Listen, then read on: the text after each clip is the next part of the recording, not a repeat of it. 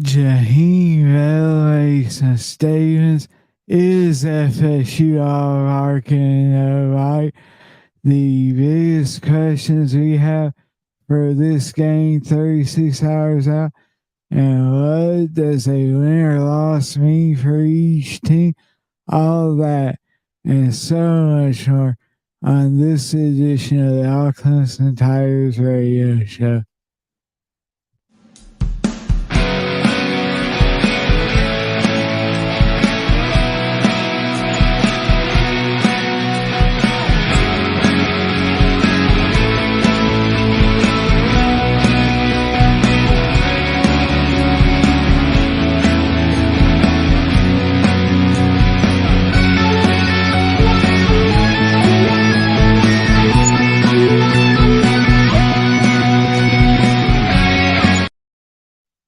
Listen, I fully understand that we are actually, I guess, 41 hours away from kickoff, but 36 just sounds so much better. And honestly, it's about 36 hours from the time and you and I will be entering the stadium. So I figure let's go 36 instead of 41. But Hey, I we deal in 12-hour increments. That's right. That's right. Yeah. The atmosphere is growing intense. There's a little bit of jarring kind of from these Seminoles, and this game is is is building an excitement like you know it is hard to think of the last game that had this kind of excitement level to it. Yeah, you have to go back a ways. And some of the Florida State players are absolutely getting a little bit chirpy. Like you've got in the headline right here, and Jaheim Bell knows how to quiet a crowd, with those 2 catches for 2 yards he had last year in Death Valley. I mean, he was such an impact, made such an impact on that game. And I know he had about 30 something rushing yards and a short touchdown run, but come on, man, let's get real. He was not one of the most impactful players on the field, but he's talking about how to quiet that crowd down. Yeah, exactly. I saw that and I said, this has to lead off the show. He is talking about how when the O's come out and smack Clemson in the mouth, the crowd is done. And look, honestly, last year's South Carolina game, the crowd was in that game the entire game. There was not any time in the crowd didn't play a factor.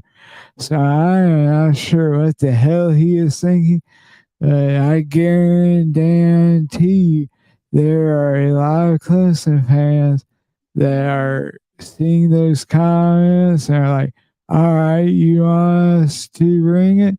We are going to bring it.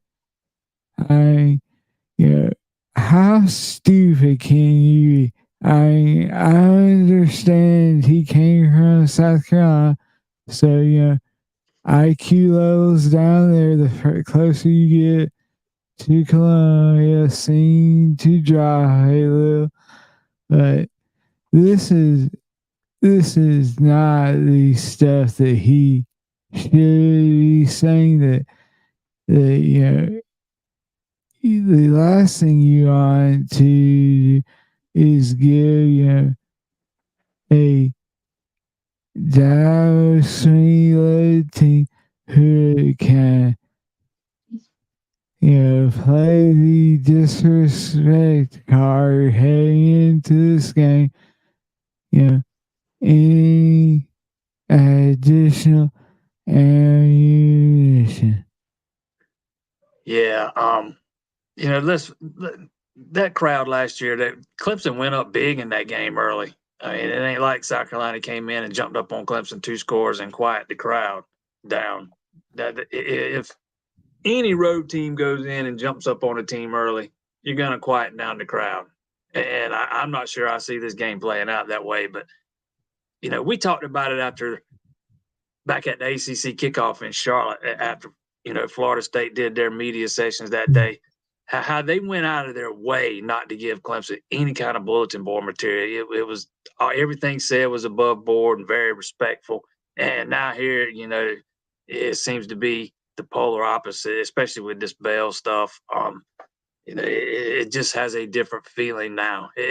Like Dion's would say, it's getting personal. Yeah.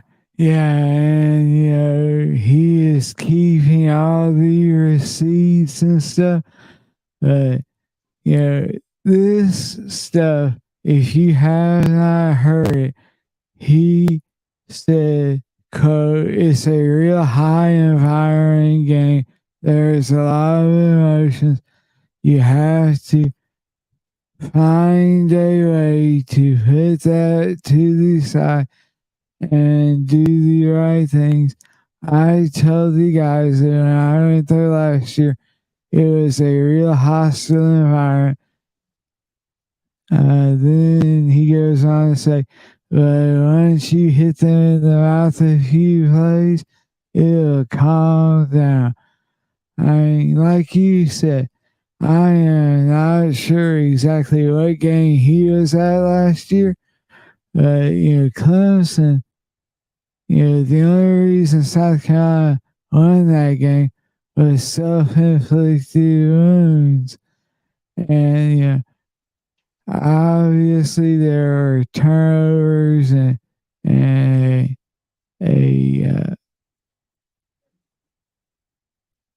stuff, fake kicker returns, stuff like that. Jaheim Bell was a non-factor, and he is trying to spout off all this garbage. I mean,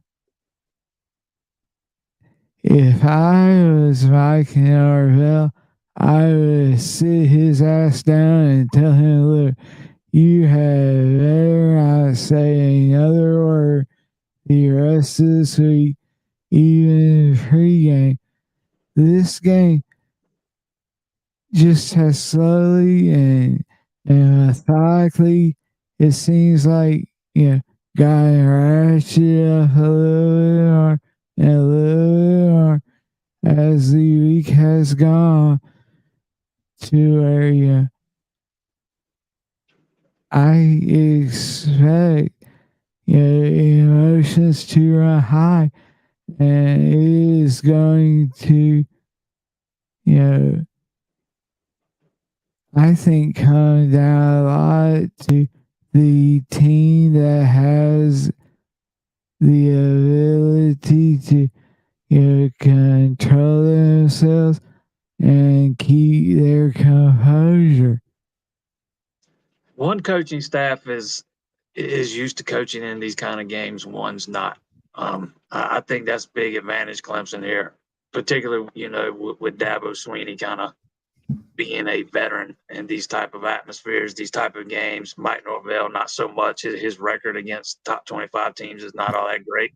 A lot on the line for both these teams, and I agree. I think composure is going to play a big role. You can't go out there and lose your cool. You got to keep your emotions in check and block all the outside noise out. It's going to play a big factor. As always, if you want to get in with us, you can comment and we'll get to as many comments as possible. Tickle Tiger gets in and thinks the field position is his key. Long field goals for the Tigers worry me. I think any field goal would worry me. He's saying long fields, not field goals. He means being pinned deep. Yeah. Both would be worrisome though. You don't want Clemson to have 9, 10 play, 85, 90-yard drives to, consistently to have to win this game. Absolutely. That would absolutely be worrisome. Yeah, Aiden Swanson has, you know, he has been good this season. He hasn't, uh, done anything, overly special or spectacular. He has been serviceable. I am not sure of his averages. I don't think I have that. Oh, yeah. Yeah, I have it right here. So he actually ranks fourth in the ACC in average yards at 45. So that is, that is not too shabby when you He's had a think couple of it. good kicks this year too.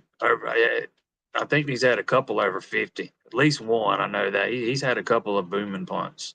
He's been Yeah, much better than I expected. yeah, yeah. Yeah. And if you saw the kick, the final uh, uh,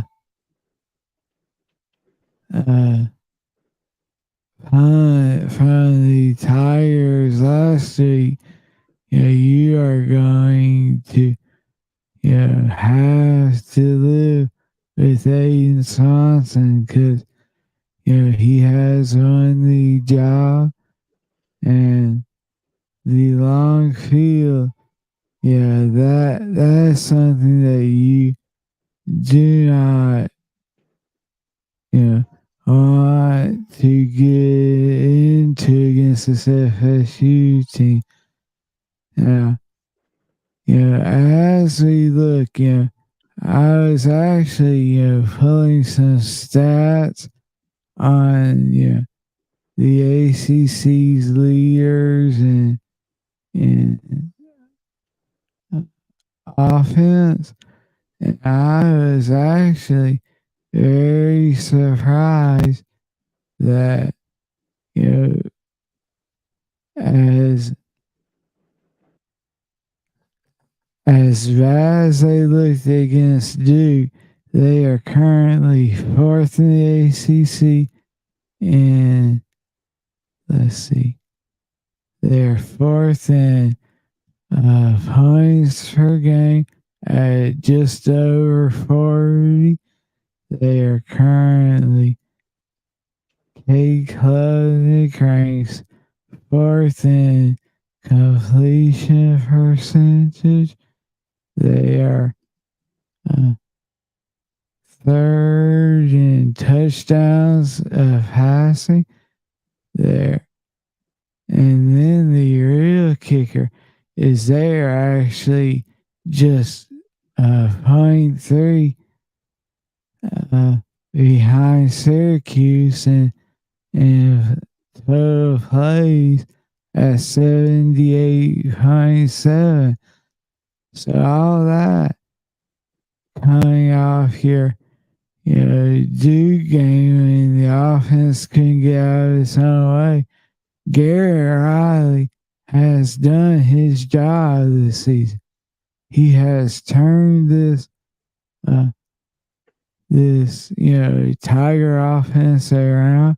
They are very capable of moving the ball up and down the field.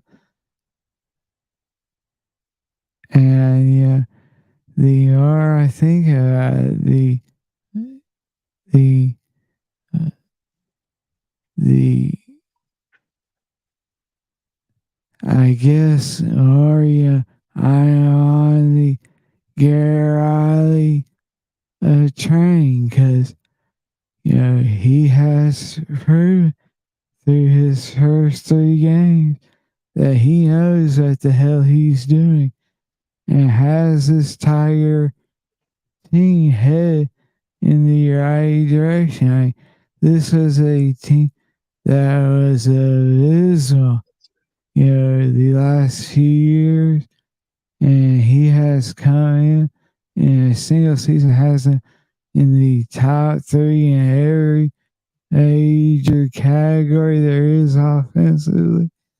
So I think that he has something special up his sleeve for this FSU team, and you're going to see the full force of Garrett Riley and this playbook.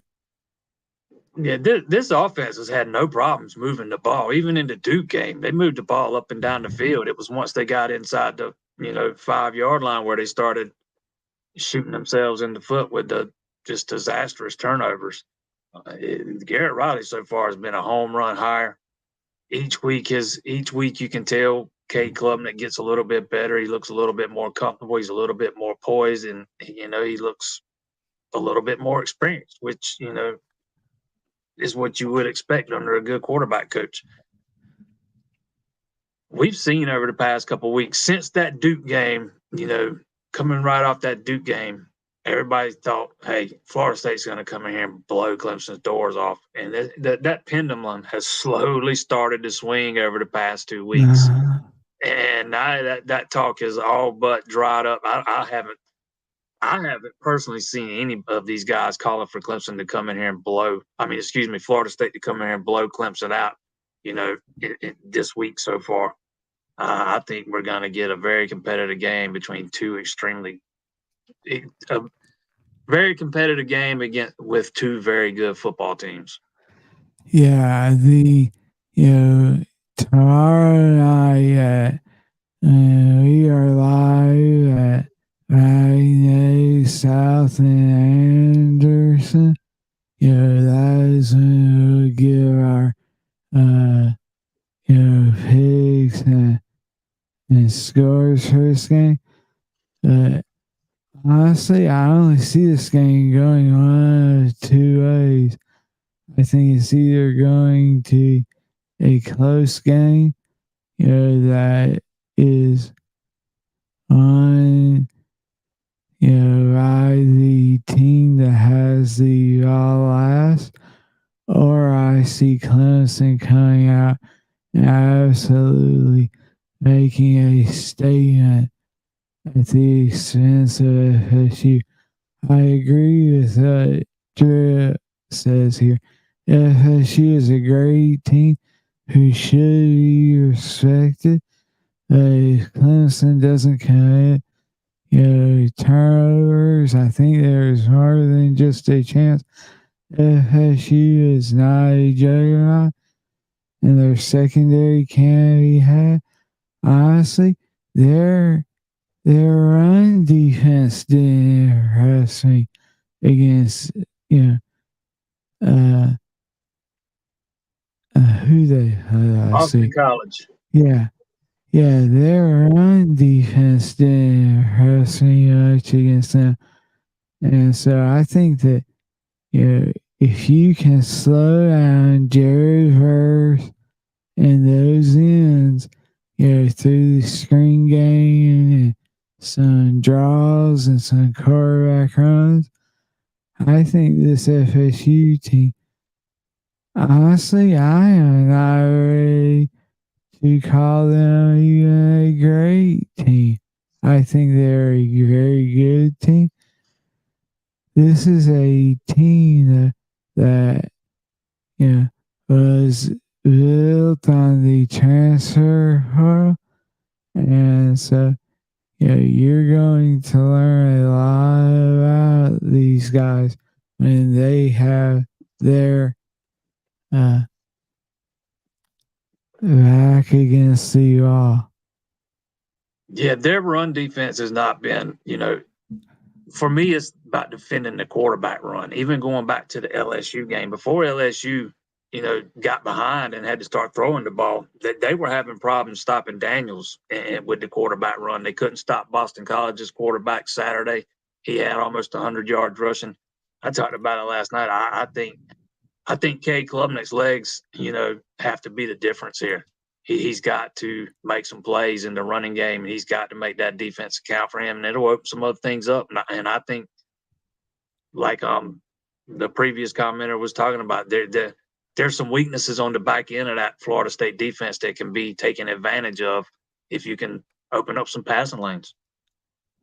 Yeah, I mean, yeah, this is not your traditional FSU team.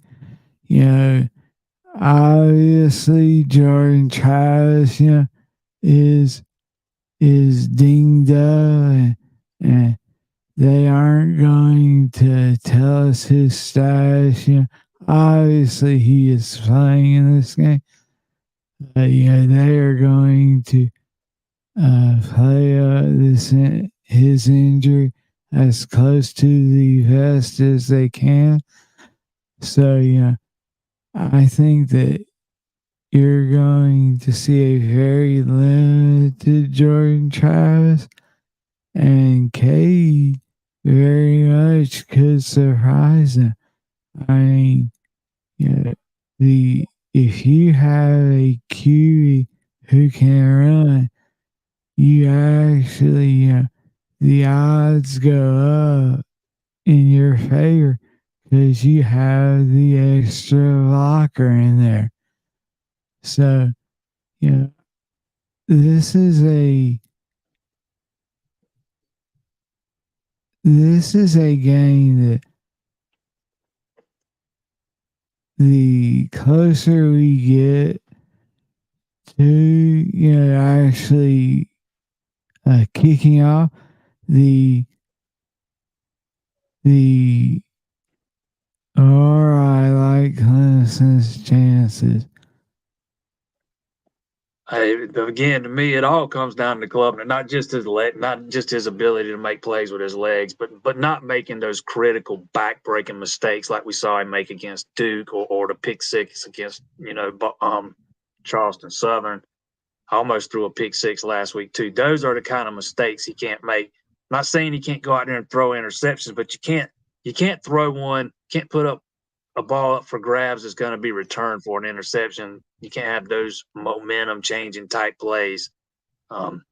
He's like we talked about yesterday. He's going to be a guy that takes chances, but he's got to be.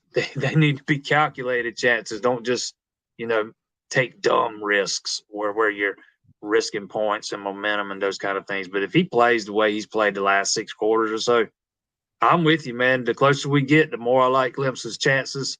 Just got to protect him back there. This is going to be a big test for that offensive line. That's one thing this Florida State team can do and get after the quarterback. So this offensive line is going to have to step up, pass protect. Those backs are going to have to pass protect. And it's not Will Shipley and Phil Moffitt's strongest suits. They're going to have to be better than they have been the first 3 games, both of them. Yeah, Tickle Tiger gets in and says, that Rafa is the best blocking back. That honestly is fairly relative because neither him nor Shipley are guys that you feel great about having to stay in and pick up a blitz. I would agree that Moffa's the better of the two, absolutely, but they both got some room for improvement in that regard. It's not their strong suit. Mm-hmm. Yeah. So, as we teased earlier, we have a live show tomorrow at 4:30 in Anderson at Magnolia South there. We all 3 of us, Brad, myself, and Jason will be on location with tons of swag to give away. And I know it's early. I know that this game is still a while away. But, when you get those little Christmas presents early, how they kind of get you a little excited. Well, those came today, and I am going to show you now what we have coming up.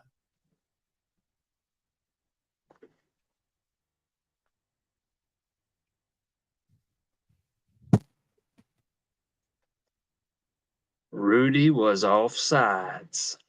Yeah.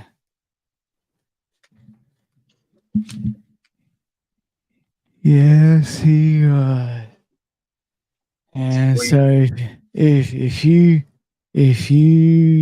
don't get that reference, then you are just not a college football guy. But this is arguably the second or first game of the season where we can say, everything hinges on this game. So, as we kind of move on, I think, Jaheim Bell is not the only person that has been turving a lot. So the question I have now is, are they all, barking no right? Or is there some uh dog in these cells? Because look, honestly, outside the LSU game, who they handled convincingly, I have yet to see them really, look super impressive. I've said all along, let's pump the brakes on them being a top 5 team, even after what they did to LSU, because I'm not convinced LSU's all that great. We'll see. I'm not sure if they're all bark no bite yet. Well, I think we're going to find out a lot about this Florida State team Saturday. Again, I don't know how good LSU is yet. I know Boston College isn't any good, and they were fortunate to come away with a win Saturday. Boston College doesn't commit 18 penalties. Florida State liable to have taken an L last weekend. Yeah, I thought Jeff Halfley was going to lose his stuff on the sideline. So I mean, I get it. They committed some. They had some self-inflicted wounds of their own, stuff we've seen Clemson, kind of suffer through. And this could be a game that comes down to which team makes the biggest mistake. We're going to find out a lot about this Florida State team Saturday, or if they are for real or not, because I don't think that's been decided yet. It hasn't been in my eyes anyways. I think a lot of this media hype's been premature. Maybe they'll prove they are deserving of it. Maybe they won't. But I'm me personally, I want to see it first before I start, chirping about playoff and top 5 and national titles. I want to see it. We're talking about a team that hasn't done anything in about a decade now. It's been a while. I got to see it before I start believing it. Yeah, I am right there with you. For me,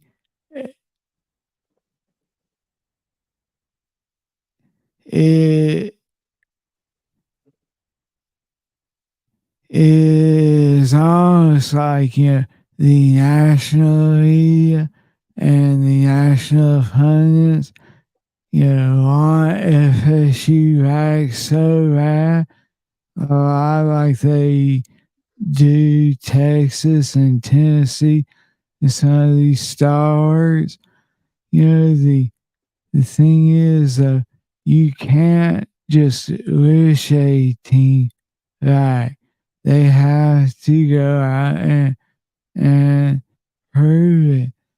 And Clemson looks like absolute crap in that first game. However, FSU looks like absolute crap against VC. So, they have each had those games. Obviously, you know, the fact that Duke is, you know, not necessarily the level of uh,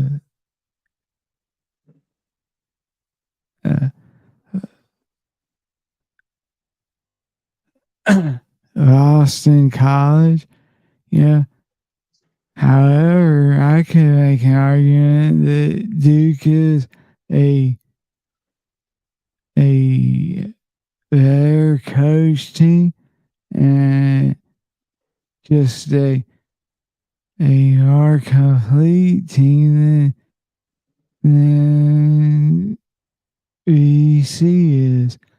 So I think that you know even though Clemson lost that game, if you look at the numbers and the metrics, the fact that they have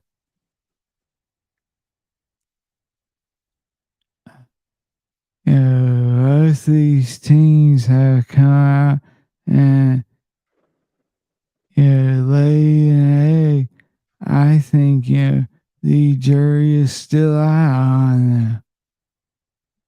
Yeah, like I said a minute ago, I think we're going to learn a lot about this Florida State team Saturday. Um, I Clemson has a loss already. Florida State doesn't. Clemson's loss came to a quality opponent in Duke. Florida State's close call came to a terrible Boston College team who might not win but another game or two the rest of the way. That is a bad Boston College team. That's almost as bad as a loss. Not as bad, but almost as bad as a loss. Might as well. But again, I just don't. I haven't bought into all this Florida State hype all off season, and I'm not going to until they show it to me. And when I see it, then I'll start buying into it, and I'll say, hey, now I believe it. I was wrong back in the off season. I don't have a problem admitting when I was wrong, but there's just I'm not a team that's been put together the way this one has through the portal. I want to see them face some adversity. I want to see what happens when things get when it's not smooth sailing all the time, and how they respond, because they've not been together as a team a long time, haven't had time to really gel. So I think those are things that we're going to start to find out Saturday when they play in that hostile environment. They've not played in one yet. Certainly wouldn't call Boston College a hostile environment, not even on the red bandana game. So this is the first time. This is the first time they're going to be in that kind of environment this year. Yeah,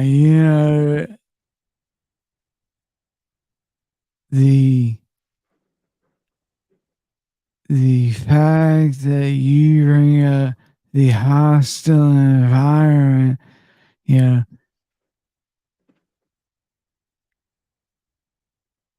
it kind of has me curious as to how the Tiger fans are going to show up for this noon game. I think that the energy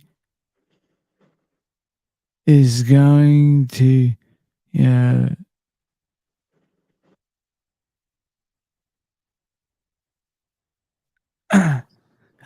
possibly be a little bit less, but there is no excuse for Death Valley to not just be rocking Saturday at noon. And you mentioned all these transfer guys that Norvell arrived. You saw Colorado, last week with Dion and his 80 transfer guys he arrived. and they nearly lost to an awful CSU team. And then this week they go to Oregon where they are 23.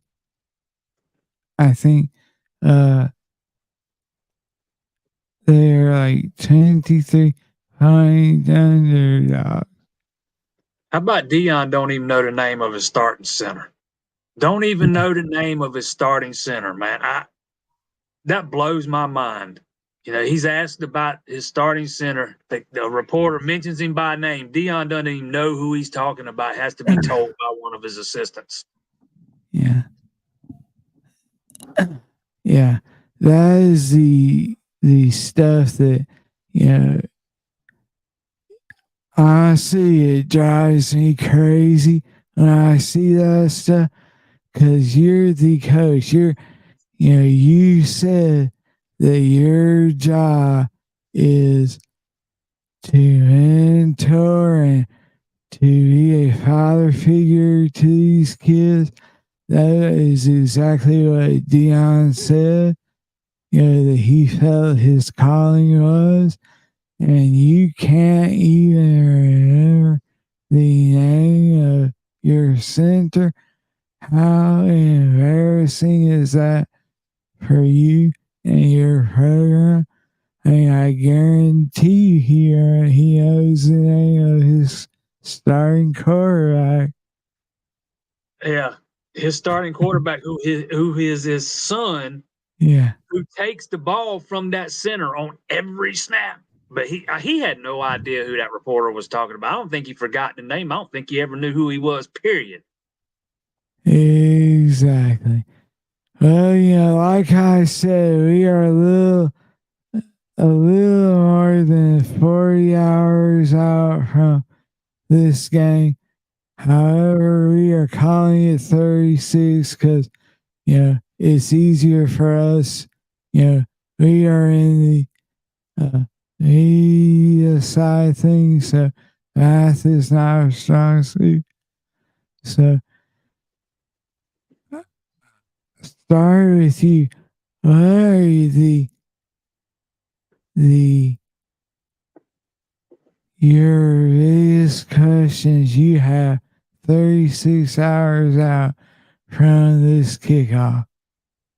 The biggest question I have is can Clemson's defense, put pressure on Jordan Travis and not let him get comfortable in the pocket and keep him inside the pocket, not let him, escape, kind of set the edge, keep him again inside, not let him do a lot of ad libbing and beat them with his legs. That would be one of my biggest ones. Another one would be Clemson's defensive backs matched up on those Florida State receivers. They are dynamic. Johnny Wilson, 6'7". Yeah. I think Clemson's pass defense is much improved, but you're not going to shut those guys down. You're just not going to shut them completely down. They're going to make some plays. Can Clemson's secondary hold up against that offense? Yeah, I have to agree with you on your first one.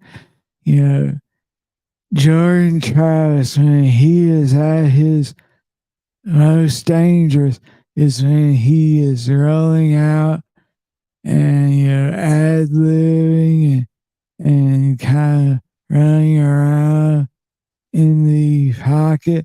I think it is going to be imperative that Xavier Thomas, Justin Rascal, Peter Woods, you name it, they cannot overrush him. They can't let him. They need to find the little you there and set the edge. Because if they allow him to start scrambling and running around, that is when he hits you either for big runs or huge passes. Because those DBs, as good as they are, I think Sheridan Jones, Tariana Pride, And I mean, Nate Wiggins, they are as good as can be. However, you can't ask them to stay with Johnny Wilson or Keon Cullen for 5 or 6 seconds. It's just not going to happen. So I think, Clemson has to set the edge and they need Tyler Davis and Rook and Woods to get pressure straight up the middle. Every offensive coordinator you will talk to says the one thing that they hate is when they get pressure straight up that A gap. Because, there is nothing that the QB can do except, go backwards. And so I think it's imperative that they set the edge and get the pressure at the end. I also think that uh, Les Goodwin is going to have to get a little more exotic with his blitzes. I see him, you know, using Carter and Trotter in various ways. We heard during fall camp that they were doing some exotic stuff with the ends dropping into coverage. I think you're going to have to give Jordan Travis a lot of different looks and a lot of different uh, pressure packages. And then the other thing is simply the special teams. I mean, Jonathan Rice hasn't kicked a foot since April. Everything we have heard coming out of camp or the uh, practices thus far this week has been that he looks great. He is good to go. That's all, well and good when you're out there kicking against your teammates. And, we have seen them, do this, before where they line up, and yell and scream and try to distract the kicker. There is a difference when you go out on the field and there is a team with those spheres on their helmets on the other side. So I think that special teams is obviously a huge question mark. Oh yeah, you can't. It absolutely is. You don't know what you're going to get when it comes. If you need a field goal, you have no idea what to expect. But I'm with you as far for me, it all starts with the interior of that defensive line. They have got to be disruptive. They have got to push the line of scrimmage backwards and not let Travis get comfortable. And those ends, they have to play disciplined. You can't get too far up the field and leave him lanes to escape in. To me, that is the biggest thing for this Clemson defense. They have got to be disruptive on the interior and be disciplined on the edge. Yeah. Yeah. They also have to, you know, they also have to be disciplined when it comes to, the running backs coming out of the uh, the backfield. We saw Duke exploit Clemson's inability to cover a wheel route or anything to do with the running backs. And you have to think that FSU is going to make Clemson prove that they can cover those guys out of the uh, backfield. Yeah, that has not been the strong suit for this Clemson defense so far, covering running backs in the passing game. We saw it against Duke. We've seen it a couple of times the past 2 weeks against a weaker competition.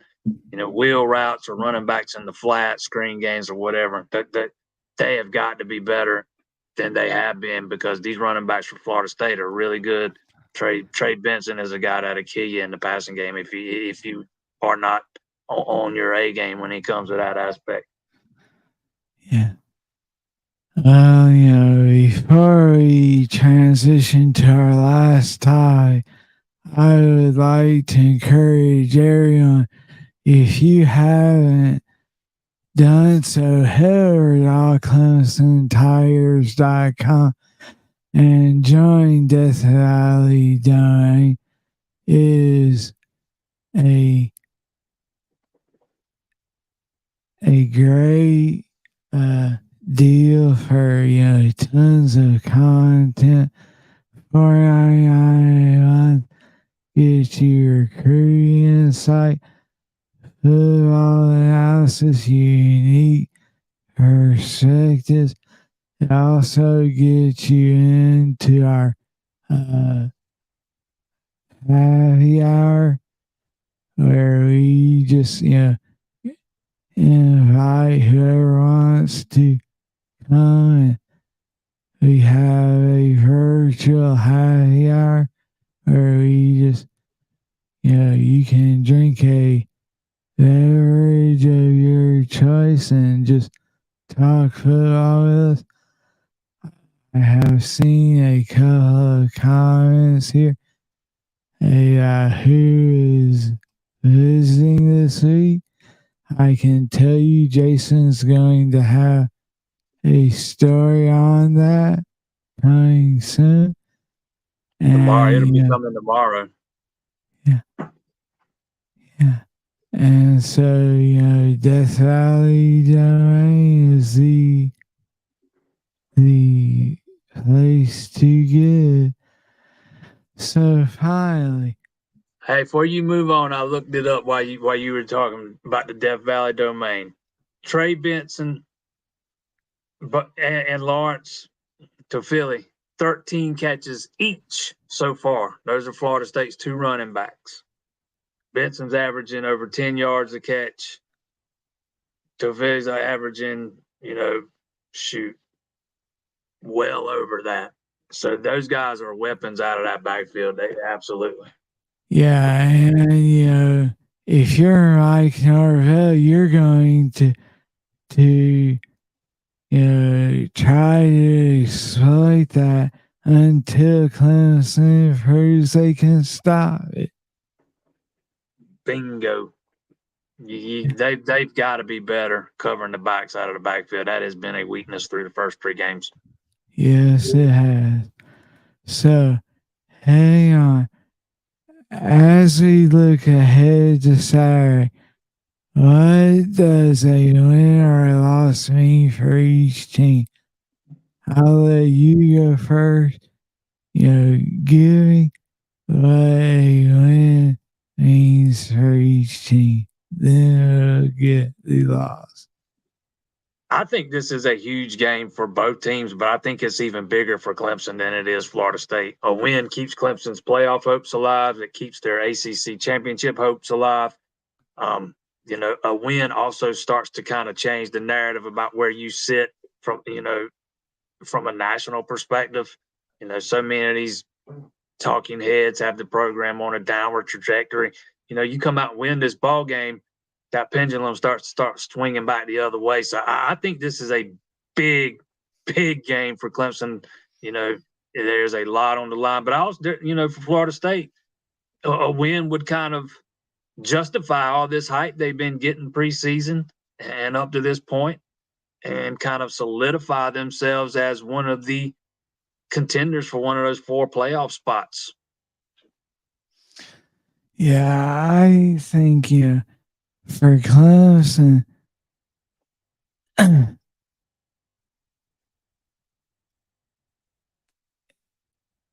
it trying to think of the right way to say this. But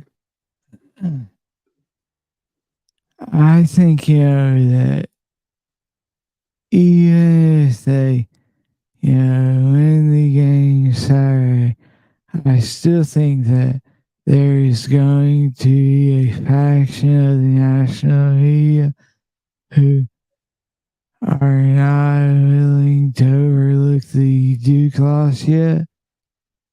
However, simply the simple fact is Clemson knows that they have to run the table if they are going to make the ACC championship and if they want to have any hope of a playoff appearance. So I think, irregardless of the narrative that is going to be out there about, the uh, Tigers and are they on a downward trajectory over? I think this game simply is the as Dad would like to say, it's the biggest game of the season because it's the next one. Just like Syracuse next week and every other game, because these Tigers cannot afford a second loss. A second loss. There is no way they will get to Charlotte or to the CFP with 2 losses. So that is easily the thing that win means for Clemson. A win for FSU.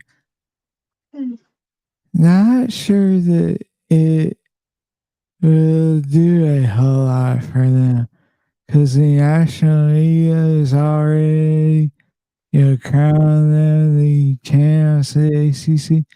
They have already, given them a spot in the CFP.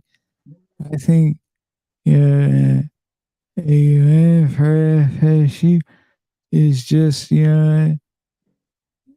exactly what they're supposed to do. Yeah, I mean, Florida State. To me, I think Florida State needs this game. If they don't win this game, then that kind of you add that in with the sorry performance last week, and you've got a team that was overrated. Period. I think this is a big time. Again, I think this is a big game for both programs. Not just for how can I say it from a optics standpoint. Everybody wants Florida State to be back. Florida State wants Florida State to be back. They talked about being back in Charlotte before the season started. And to me, if you're even going to even have any justification in anointing yourself as Florida State being back, you've got to win this game. You got to win this game. If you drop it, all that's off the table. So now let's look at, if FSU or Clemson loses this game, I think, we are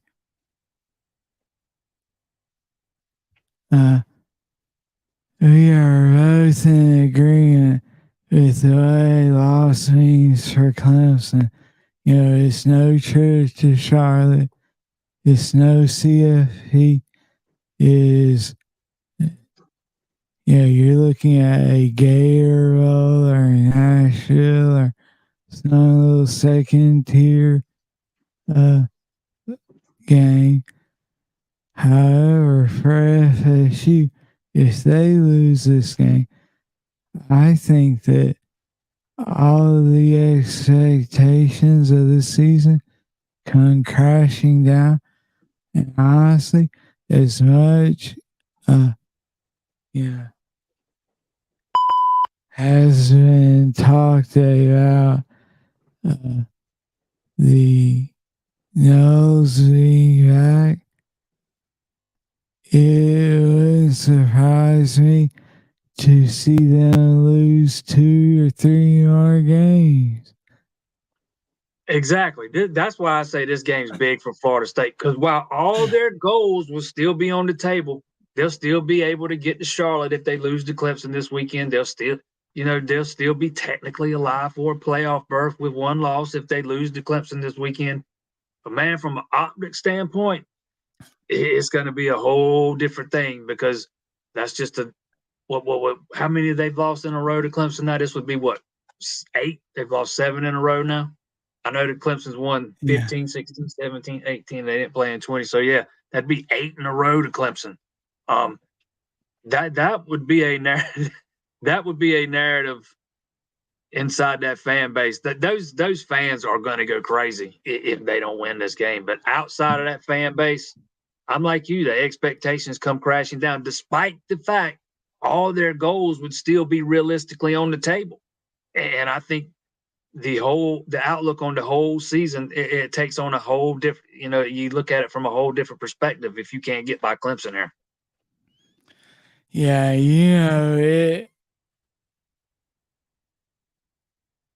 I think, for as much crap and grief as we give the ACC, I think scheduling this game this early in the season was an outstanding move, because had Clemson taken care of business on Labor Day night, then the loser of this game would still have everything in front of them. However, this game, I think, as much as you want to say that, they have to win this game to keep the optics up, I think this game, you know, means so much more to Dallas Swing and Clemson. I think, honestly, I know this doesn't weigh on anybody else's mind. I guarantee the Dow has not forgotten that 2020 season when he took his team down there and FSU canceled that game. And so, they have that car in their pocket.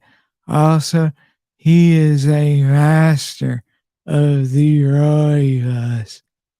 And I think he has that thing getting tuned up in the shop, and you're gonna see that Roy bus pull out on Saturday, load up with 112 tires, and they're just going to look to absolutely make a statement on this FSU team.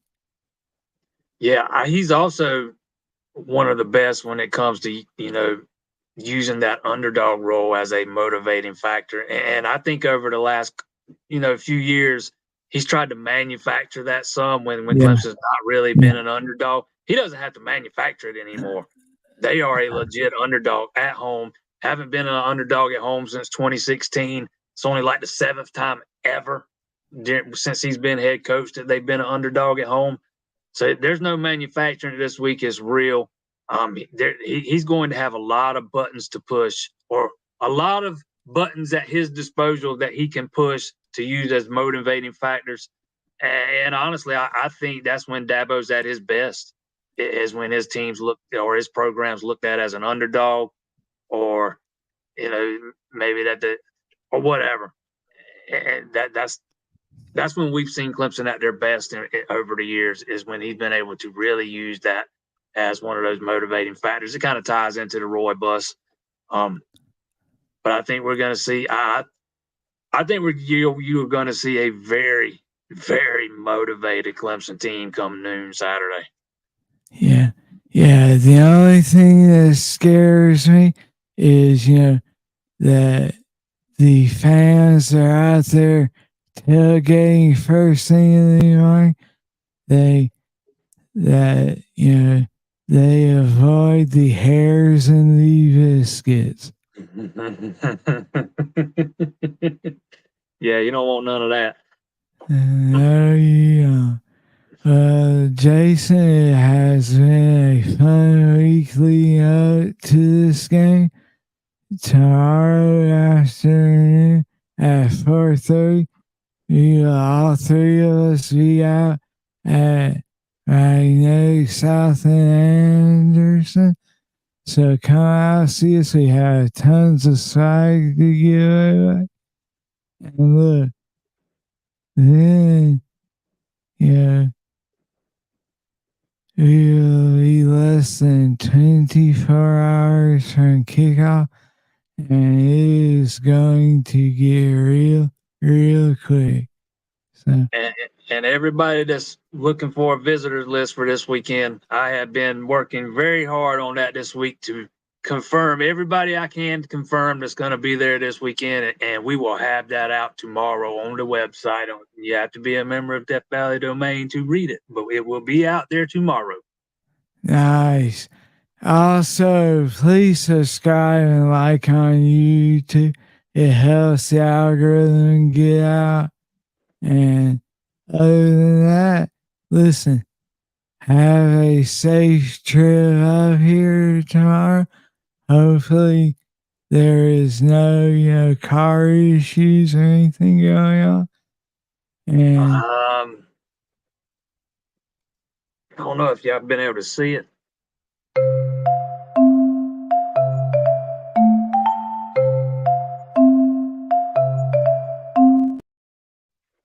Look, I woke up with a major infection in my eye this morning. For all of you that, for anybody out there that wears contacts, if you do like me and sleep in them for night after night after night, you deal with this every now and then. So it's not pink eye or nothing. It's about the third time I've had it in my life. Come and hit me out of the blue this morning. I woke up and couldn't even open my eye. And it hurts like the devil. I told you it would turn right back around on me, man. It didn't take long. That's true. Yes, you did. It's like my hat's been pulled down so far tonight. Kind of been looking down. I heard that. Well, listen, be careful heading up. We'll see you tomorrow afternoon. I And, shall be there. and yeah, everyone, thank you for joining us and hanging out with us. Y'all have a great